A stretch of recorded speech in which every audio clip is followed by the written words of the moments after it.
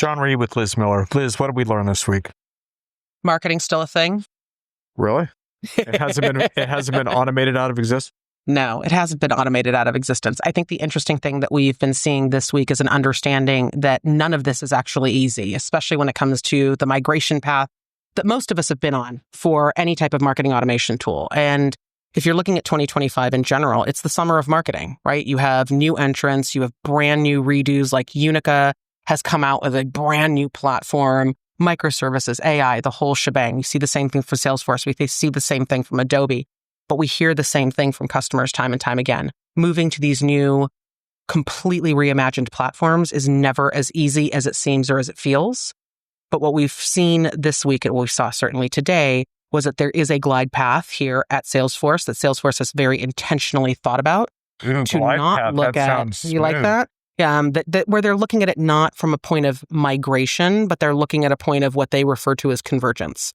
And most of the time in the world of technology, we see convergence as a bad thing because it's all the technologies coming and crashing together. We don't know what's happening. Is it going to be doomed? Is something going to die? But I think in this case, it's a real admission of, you know what? Not everything has to be in the same place we always thought it was going to be. So they've rebuilt in a microservices architecture. They're giving that expectation, understanding that yes, there is going to have to be some convergence of systems, of data, of processes all into one place. And that's what they're really looking at the Salesforce platform with Marketing Cloud Next on top of that. So I think it's a real admission of, hey, there might be some lift. There's certainly going to have to be some shift, but we actually have a plan for that, which was nice to see. Two other things that caught my eye. One was, the end of no reply marketing, right? Yeah. An interesting challenge because if you're going to listen to me now, you better get it right. You better friggin' get it right. And I think it also assumes that every brand wants to have a conversation. Right. I think there is a very real statement that not every brand wants to have a conversation with their customer. Right. There is a reason why those emails were called very intentionally when they set up those email accounts, do not reply. Yeah. Stating that there is another email or another mechanism or another way that they would like for you to connect with their brand. That might be through service. That might be through an email that service oversees. So that concept of a do not reply email, while it looks abhorrent, and it really does send the wrong perceptual message, there is usually a reason why that's set up. Listen, when I was in that role, when I was having to set up those emails, when I was having to set up not only the email architecture, but trying to understand where and how those lines of communications were going to come in and out of an organization, it could be really hard because oftentimes you have different emails that end up being different buckets for different conversations. And if you are just blasting out an announcement of, hey guys, there's a sale, that might not be the time or the place that you necessarily want to have that conversation. I think just pointing out though that does raise the stakes though when you absolutely go raises down the that stakes. road, right? It absolutely raises the stakes because if you are now going to then say, no, every message, every connection, every engagement, anytime we speak to anyone outside of our organization is an invitation for conversation as opposed to a message, you are setting up a completely different expectation and dynamic. So you better have the things in place and you better have the people ready to be able to have those conversations when the person at the other end of that dynamic wants to speak to another human. The assumption here is that the human on the other side of that conversation will always be okay with an automated process. Well, they might not be, right? So I think for organizations, this is a conversation that at a strategic level, they need to have, right? That do not email, do not reply. That has to be part of a strategy, not just a knee-jerk reaction because I implemented technology. So this goes back to that fundamental difference that I think we've always talked about, right? Which is that, are you talking about just slapping in CRM? Are you talking about just slapping in marketing automation? Or have you had a strategic conversation about what it means to automate the work of marketing? Those are two different conversations, and the conversation about the strategy needs to happen before you slapped something down. Speaking of which, Marketing Cloud is really 9 acquired products. So is Salesforce now in a position to say that this is sorted and we can now deliver on this wonderful integrated data experience? Those are two different statements. Oh, okay. All right. Right? Those are two different comments. Can we deliver on an integrated marketing platform experience? And can we deliver on an integrated marketing and data experience? Are, in fairness, two different questions, right? I think that to Salesforce's credit, they really announced that they were taking all of their acquisitions and moving all of Marketing Cloud onto platform at Dreamforce.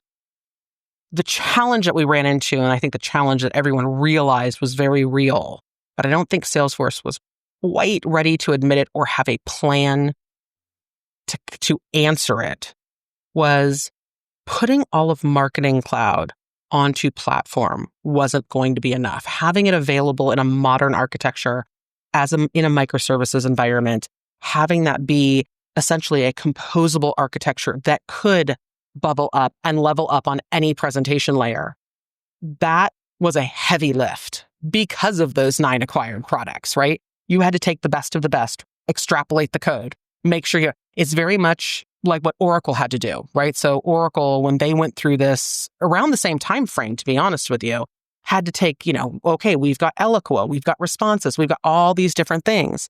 So we have to be able to take the best of the best, understand what the work of modern marketing is, and then that's how we're going to release it as Fusion Marketing, as Fusion Sales, right? Same thing that Oracle did.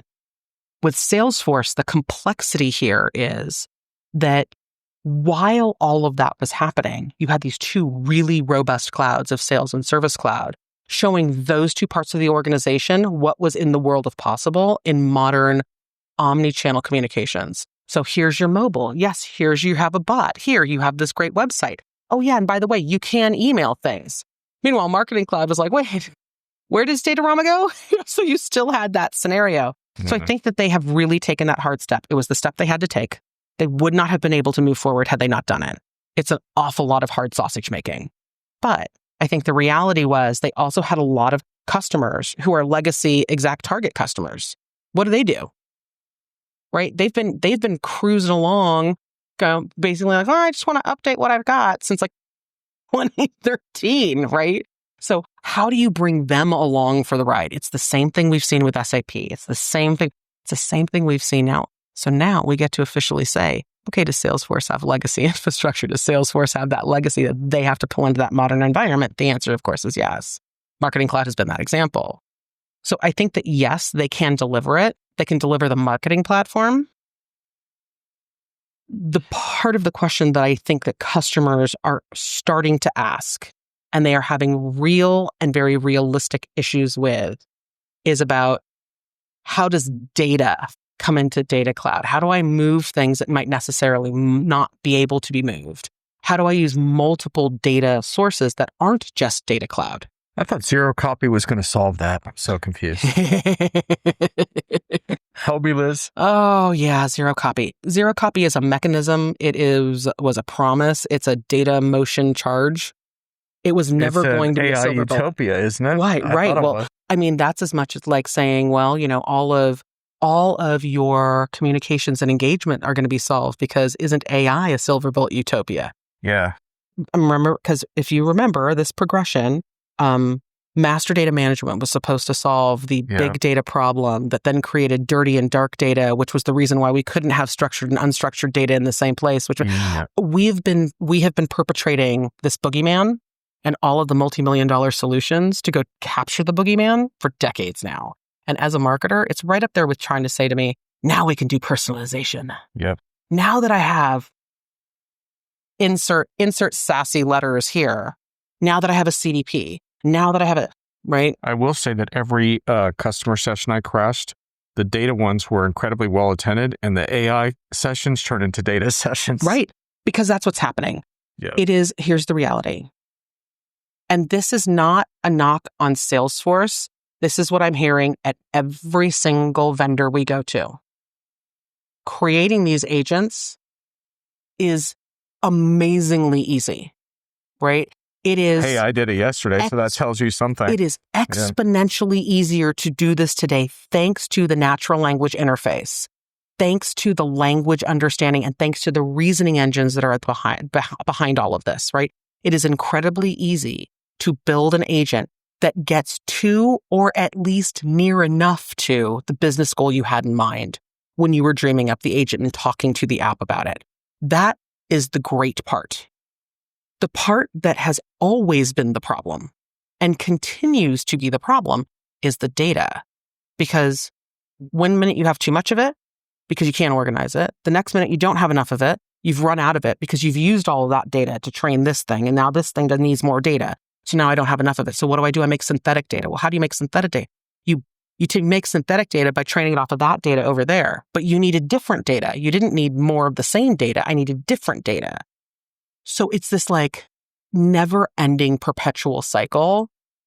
The reality is, though, that in an effort to create a nirvana and utopia around data, a lot of organizations simply stop moving.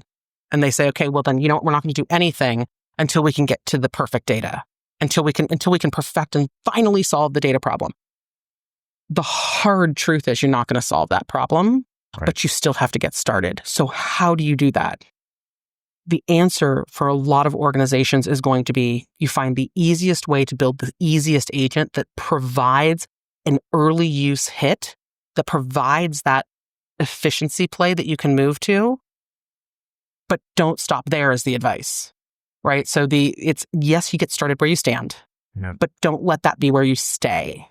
Because yes, you've reached incremental efficiency because you saved time, you didn't have to add to headcount, blah, blah, blah. The same thing we've been talking about on AI for quite some time. I talked to a customer yesterday who used early agent successes to build momentum to put in Data Cloud, right? So they didn't have the momentum before. So this is sort of a key that we've been trying to figure out for years on these data products is how do you point to the executives and say, hey, remember this thing 100%. we just did? Now we can do that. 100%.